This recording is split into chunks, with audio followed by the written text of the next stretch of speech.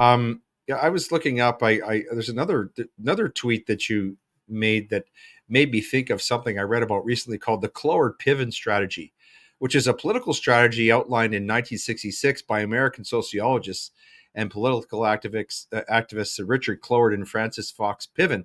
And when I describe this, it's going to sound a lot like what our government is trying to do. Our governments are trying to do in Canada. It's a strategy of forcing political change to societal collapse through orchestrated crises. So it seeks to hasten the fall of capitalism, check, by overloading the government bureaucracy, check, with a flood of impossible demands, check, assuming massive unpayable national debt, check, and other methods such as unfettered immigration, check, thus pushing society into crisis and economic collapse.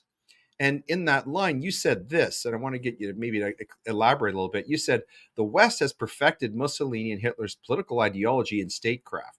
The seamless but obscured integration of public political institutions with corporate money and boardrooms is complete. You say, I saw it happening during my 15 years in elected office, but the public was numb to it. You want to elaborate on that a little bit? Because it seems as though there's a connection here. My first part of my question is, do you actually believe that the Liberal government is trying to destroy Canada? And if so, how are they doing it and why? Well, so first off, yes, there's a complete integration and it's so seamless, nobody even knows or recognizes it as such, the corporate and the public interest. But you know, uh, Leighton, we would be amiss, we would be wrong to not evaluate and understand the public's role in all this. Like, Right. I saw this in spades. Like every day, there would be groups of people wanting the government to resolve their problem. Mm, Whether it's a small problem like my neighbor's dog is yapping, let's bring in a bylaw to prevent my neighbor's dog from yapping, or um, how dare my neighbor went and got chickens and the rooster makes a lot of noise in the morning. We have to have a law to stop that. And I'm talking and then there's the natural thing for politics as well, is to never let a good crisis or a mhm. good tragedy be wasted. Let's make sure we take advantage of that. You know, our we have a big debt because the public has wanted a big debt, right? Mm, We yeah. have uh, uh, uh, burgeoning, expanding bureaucracy because the public keeps demanding for government to take care of them or to prevent a nuisance from happening. Um, like, uh, listen, during COVID, no government in Canada, uh, all governments in Canada did exactly what the public wanted them to do, Mhm, unfortunately. You know, mhm. the public were demanding more government involvement to protect them. Um, Right. so, Right. is there all that stuff? What you just said is true, but let's, where I guess I would say something like this. Uh, those are the natural growth. Government wants to grow naturally, Mhm. even without encouragement. Um, and our Constitution is there to constrain them. And Right. but it also requires a knowledgeable, participating electorate to constrain government. Uh, Mhm, mhm, and mhm. and I would say over my lifetime, especially in the last 30, 40 years, um, this growth in nihilism, this Yes. growth in the doomsday cult, um, this uh, and we've you heard the terms, the helicopter parents. We've got to save little Yes. Johnny. Make Yeah. sure there's no peanut butter in the bloody classrooms, and heaven forbid there's a walnut tree in the schoolyard, and a nut may fall down and cause them to drop over dead.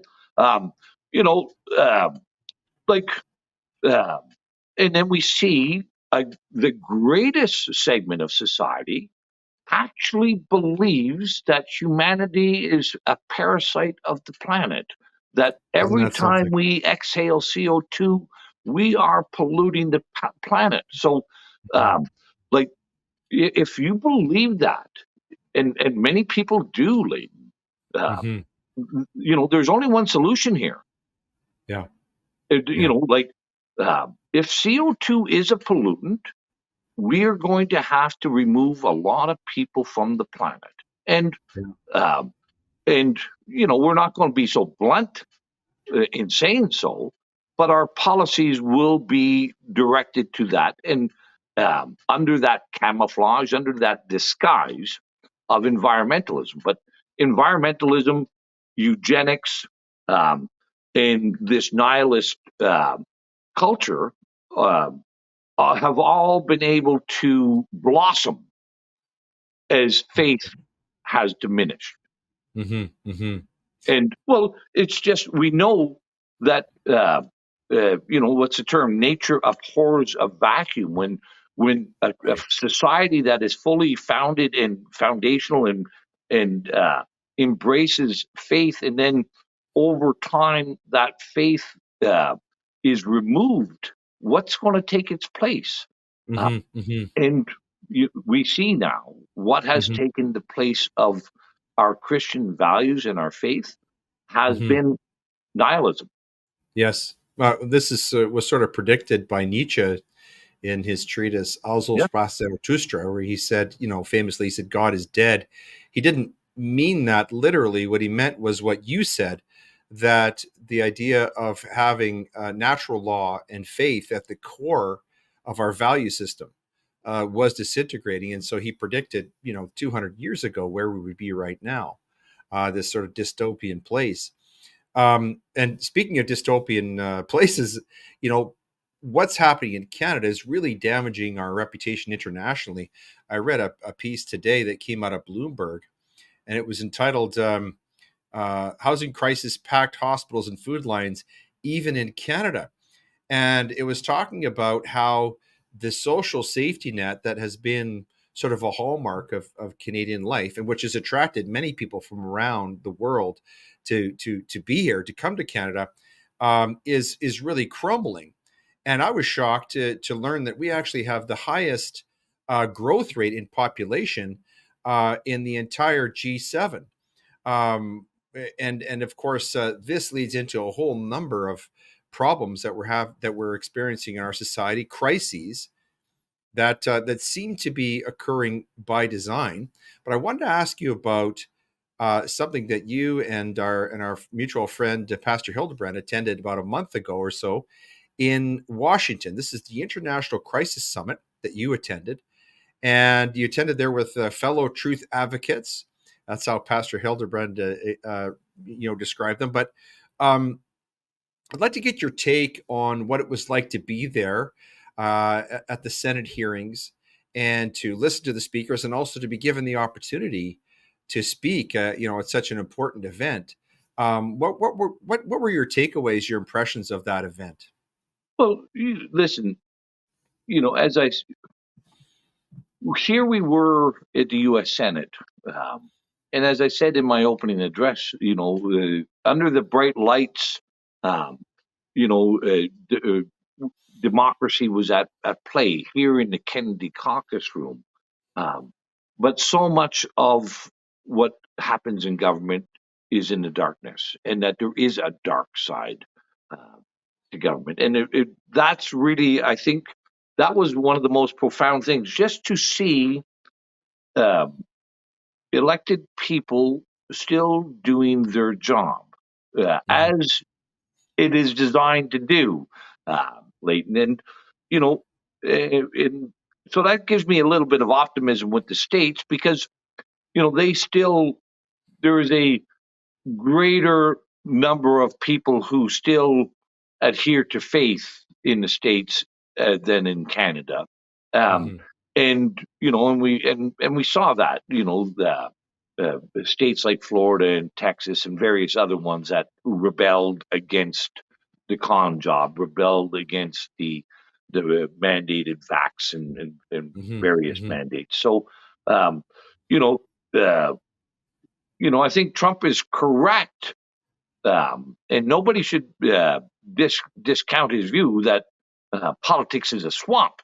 Um, but there are some good ones still in there trying to do their job and understand what their job and their responsibilities are. So, um, we haven't seen anything like what happened in Washington with this international crisis summit with the Senate hearings happened here in Canada yet. Um, and Do you think that would be something important to happen in our country? For example, a national public commission on the government's handling of the COVID-19 pandemic, for example. Do well, you think that is something that needs to happen in our country? oh, absolutely, and yeah, it should be. It shouldn't even be debatable. Hmm. You know, Hmm. if we just took government at its word, that this was an unprecedented crisis, that this was I don't know how many times I heard unprecedented during Right. uh, COVID, um, and that this was a crisis of a magnitude never before seen. Um, well, surely, if that's true, then it's also true that it has to be evaluated uh, afterwards. And Derek Sloan and I, in the spring of um, 2021, yeah, in the spring of 2021, after I started up the End of Lockdown caucus, where we brought in municipal, provincial, and federal politicians who were opposed to the mandates, um, Derek and I did a joint press conference um, calling for a Royal Commission of Inquiry at the federal level Hmm. and a Royal Commission of Inquiry here in Ontario. And I think every province ought to, as we saw with the Auditor General's report last fall from New Brunswick, 33 of the COVID mandates did not have any scientific rationale or justification behind them. That's what the Auditor General found in New Brunswick. The Hmm. same thing will be found wherever one looks. And this going back to what I said and retelling the story of how the politicians knew in April and May that they had overplayed their hand and that they uh, needed to get out of this mess. They Nobody wants to look under those covers of COVID in the last 4 years because what they will see and what they will find is either incompetence, a lack of integrity, uh, the uh, culpability, and probably also criminal culpability if you look under those sheets. And nobody, and even the opposition members won't call for it, Leighton. And this is important for your audience to understand. Pierre Poilievre is not going to call for that inquiry when he becomes prime minister because he has got enough dirt on his own hands. Because as people might remember, Polyev was clamoring for Justin to get the vaccines He faster. was. Yes. Yeah, he was Yeah. clamoring for harder um, quarantines and preventing of travel. Um, just as the Ontario Liberals and Ontario NDP were doing here with Ford, and it was the same in every province. So even our opposition parties will not want to lift the covers of COVID because Hmm. their responsibility lies in there as well. Yes, I quite agree with you about Mr. Poilievre. I mean, the one thing I would say in his favor is he does show an ability to listen, but the thing that worries me the most about him is that he seems to be very much controlled by polling. Whichever way the wind is blowing, that seems to be where he's bending. And I think that you'd agree with me that given what you just said about this being a dangerous and crucial moment for our country and in our history, that's not the kind of leader we need. We need a principled leader, somebody who, like Winston Churchill, I know they don't come around every day, but somebody who's willing to stand on his own legs and say, no, this is the right course. I know what everybody else is saying, but I'm pretty sure, based upon my principles and based upon what I understand, what is in the best interest of the Canadian people, this is the direction we're going to go in. But Randy, I'm interested to know. Obviously, you've got some legal battles that are ongoing. You're a staunch advocate for Canadians and for Canadian freedoms, and for preservation of our culture and our history. But what else is in your future? Are you working on a book project, or what else is going on in your life that we could watch for? Well, I'm still, I've been doing a number of videos on my Scuttlebutt Lodge about some of the interesting stories. Yeah, those are great. I enjoy them. I've Yeah, watched a number of yeah. yeah, just to try to help people understand how the system actually works. Because I believe that we're into a very extended period of darkness, and it's going to be darker yet. Leighton, and um, with uh, the AI and the biodigital convergence, with the WHO pandemic treaty, with the digital passports, CBDCs, and I don't this. I'm saying this not to scare people. It's just that's what's on the horizon. We've seen the Hmm. the Hmm. propagation of freedom of speech become criminalized in our country. Yeah. Um, Hmm. so for the last couple of years, I decided to leave office and put my own house in order first. Uh, Hmm. Hmm. and you know, uh, uh, my wife still won't allow me to do everything. I've got some chickens. I've got expanded my gardens, my orchards and stuff, but she won't let me get pigs and goats and whatnot until she's sure I won't be spending any more time at the Crowbar Inn. So I have to get that out of the system before I can expand the livestock. But I'm doing that because I think it's going to be very important for people who want to live freely Hmm. to be able to reject the dystopian measures that are coming. You better take care of yourself first, and so Yes. I'm doing that. And but the other thing is trying to uh, inform people, and I'll put it this way: um, um, in our society, a lot of people want to fix what's wrong. Like, there's a great many people that, um, uh, and I was thinking about this the other day. Um, Most people in Canada can't even change their tire. You can't even fix a flat tire on the side of the road, and they call somebody to do it. Um, and um, And if you can't change your tire, if you can't fix a flat tire, you're not going to fix democracy. Um, Yeah. and if you want to fix things, you have to be knowledgeable about how it works first. Um, Uh-huh. and Hmm. so that's where I want to spend most of my time on is trying to help people to understand how the system works, and then what they can do to reject the evil that's coming, and that's number one. Um, Right. as long as it's like, uh, if you're, you know, don't participate in the lie anymore, or reject the Sure. lie as often Sure. as you can. Um, Yeah.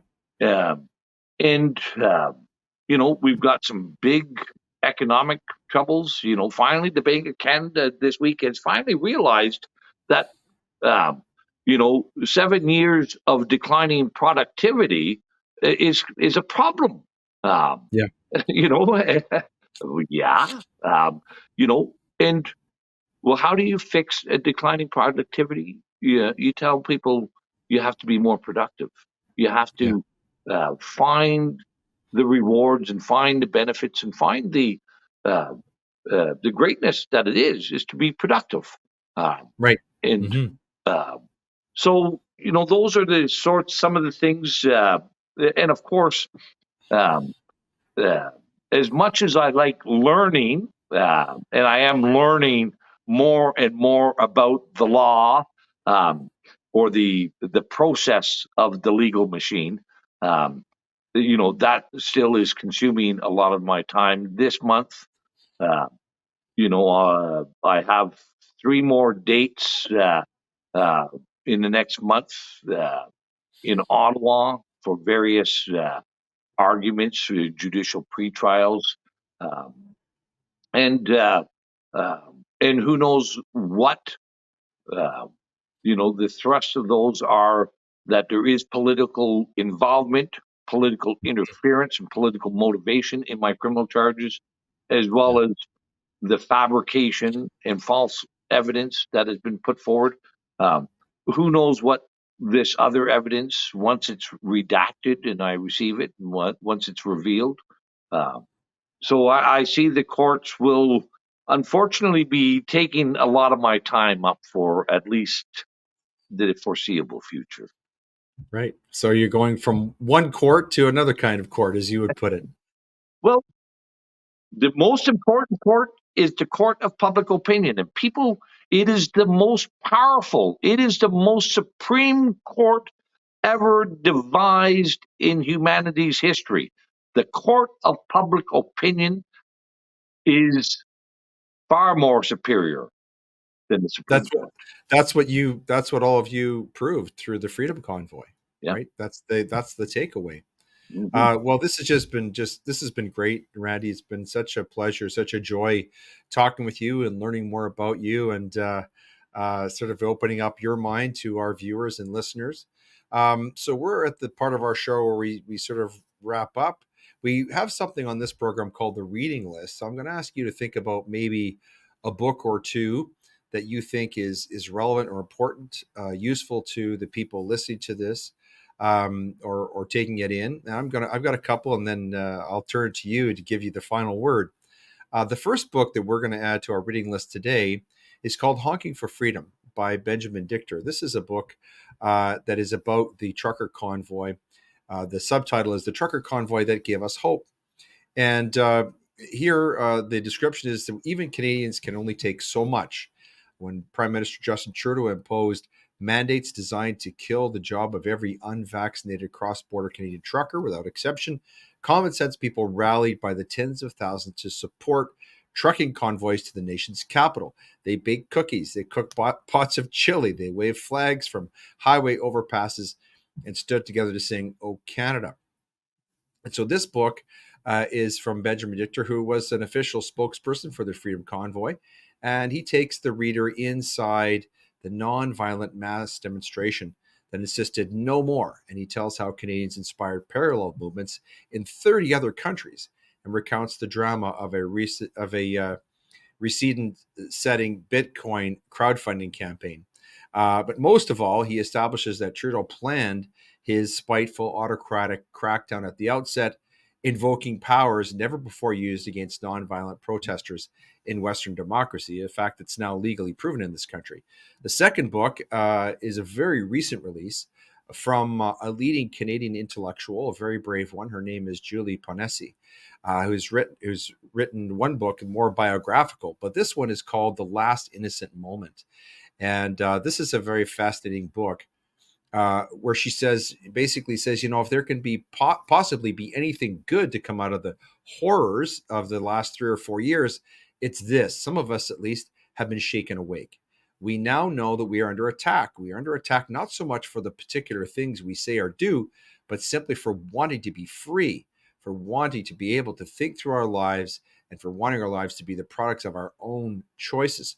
And so she talks about the period leading up to the COVID-19 pandemic as our last innocent moment. And she says what our guest has been saying, that this is a dark time for humanity. But she also says, but darkness always creates the greatest opportunities for growth and self-awareness, and for us to intentionally remake ourselves for the better. She says the moment is upon us. We can't reclaim the innocence we lost in 2020, but we can use our experiences to make a more innocent world for ourselves and for our children and grandchildren. And she says, I dare say we can create something even greater. And I firmly believe that. So it is a very hopeful book. And I found it quite to be inspiring. And of course, just like her other book, it's beautifully written. She just writes her stuff is so readable and so relatable, really, for anybody. Don't think that this is a highbrow intellectual book. There's a very high level thinking here, but of course, I think it's a book that everybody could read and enjoy. So, Randy, I'll turn it over to you, and hopefully, you have a couple of interesting selections for us. Well, Leighton, I have multiple bookshelves here I'm at sure. my I'm pantry sure you do. I'm sure and you do. and at my home, and uh, it's hard to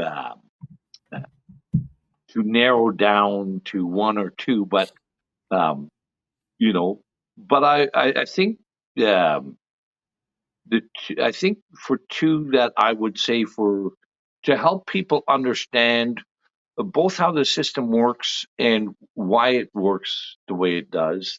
Um, one is um, it's a very small booklet called "The Law" by Hmm. Frederick Bastiat, Oh yes, yeah. who was a French parliamentarian in the 1840s. Uh, Hmm. Very nice, simple, little, easy to read book, uh, but it and you could continue on with more of his stuff afterwards. But the other one is quite the contrary. It is a very substantive book, and it is a fiction, but absolutely powerful story as well. And that is Atlas Shrugged by Ayn Rand. Oh Um, yes, yeah. you Great know, book. to understand the regulatory capture in a fictional way. Um, I think that, but and of course there's uh, a multitude, and I will say, like I used to give away copies of the law to my constituents when I was in Really? office. Yeah. Um, Wow. so if you come to Scuttlebutt Lodge, you can book the camp on my No More Lockdowns.ca page, um, and you'll get a copy of the law. Or if you're just driving through Perth and you want to stop in and say hello uh, and get a copy of the law, I'll be happy to give anybody a copy of the law as well. Still have about 500 copies or so left over. Oh, wonderful. Well, thank you so much for those selections, and also for being our guest here on Gray Matter. As I said, we've learned so much about you and the work that you're doing.